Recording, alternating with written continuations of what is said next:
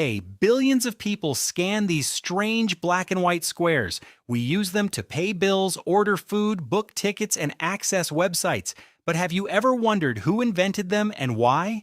Surprisingly, QR codes were never meant for payments. Their story begins inside a Japanese automobile factory.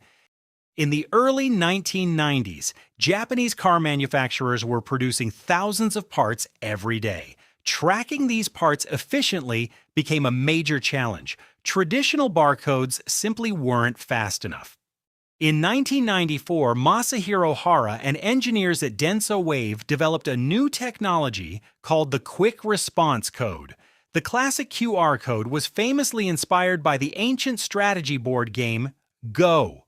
Their goal was simple: create a code that could be scanned faster and hold more information than a barcode. Thanks for watching the video. Subscribe to watch more videos.